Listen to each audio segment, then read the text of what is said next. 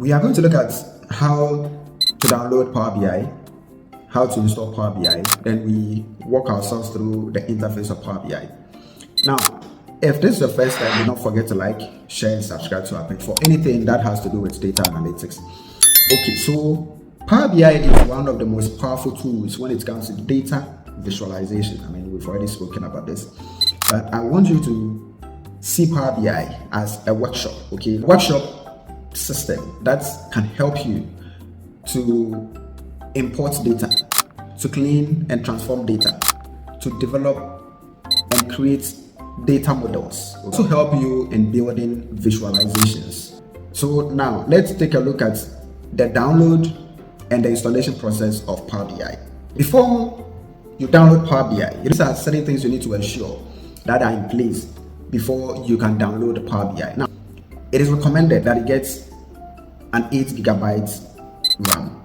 Okay, you get an 8 GB RAM, but of course it can run on a 4 GB RAM as well. But having 8 GB RAM makes it seamless and it works easier and faster for your work. It is recommended that instead of using a hard drive, an SSD, that is solid state drive system, would rather work as compared to the HDD. Okay, depending on the system that you are working with, depending on the kind of data that you are working on, the more system specification that you need. So for instance, when you have a larger, or you're working with a larger data set, you need a higher system performance. So now that we have seen all the specifications that we need, let's move on to the download, installation, and the interface of Power BI. So in downloading Microsoft Power BI, just open any browser. Okay, so I'm using Google Chrome.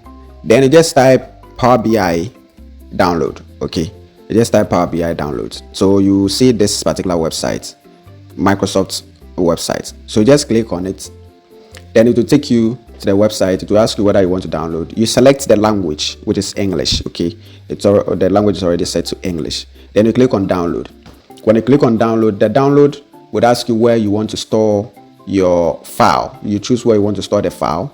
Then you save. Then it starts downloading. So in opening Power BI for the first time, click on the Windows key. Then you see Power BI. So you double click on the Power BI. Now, then Power BI will open. So this Power BI opening. So when Power BI opens, this is how it looks like for the first time. This is how it looks like. So you can see open here. There is home. There is blank reports, and there are other series of other data sources that you can import from. For the purposes of this video, we are opening a blank report, okay, to start everything from afresh, from the beginning. So this is a blank report. Double click on the blank report and it will open the Power BI interface this way. It will open the Power BI interface this way. Now I want to run you through the interfaces, what it looks like and how it is. So to begin with, let's look at the toolbars. So over here we have the file. You can click on the file, then you see some of the few things that are there. Then we come to home. So inside the home tab, we have these options: get data, Excel, one lake, catalog, and all these other options. We will dig deeper into them as we move along. Then we have the insert option. We have the modeling tab, we have the view tab, we have optimize, we have help. We would revisit all these options as we move along in the next series of the videos that we'll be making. Now I want you to look at some few things on the left side over here, the few views. So we have series of views. Okay, we have series of views on the left side. The first one over here is the report view. Now this is the part where we show our dashboards. Okay, so this is where we show the dashboard, and I would explain what exactly a dashboard in Power BI is as we move along. So over here you can see every single thing that we'll be working with, that will be shown over here. Now below the report view is the table view. Assuming we have a data set, the data set would obviously be in a table form. Now when you upload or you import your data sets into the Power BI, it is the table view that you can use to see your table sets, what is in there and what is not, and all that. But for now we have not imported any table yet, any data sets yet. So this is how it looks like. It is blank. Then the next one is the model view. So the model view is where we create relationships. Okay, just like we have normal relationships, existing relationships in our normal life, Power BI also has relationships. So some of the relationships can be as similar to human relationships. We have monogamy relationship, so to speak. We have polygamous relationship in Power BI, and we'll be discussing all of them. So for instance, Power BI has a relationship option that we call one-to-one. So one-to-one is basically like a monogamy marriage, okay? A monogamous relationship that is just one man, just one woman. Then in Power BI, we can also have one-to-many. That could obviously be a polygamous marriage or a polygamous relationship where we have one man to many women, basically. So that is one-to-many. In Power BI, we can have many-to-many. Okay, we can have many to many. We can have a relationship that is many to one. We would be digging deeper into all of them as we move along. Now, when you come to the next one, is a DAX query. Okay, now inside the DAX, that is the data analysis expressions.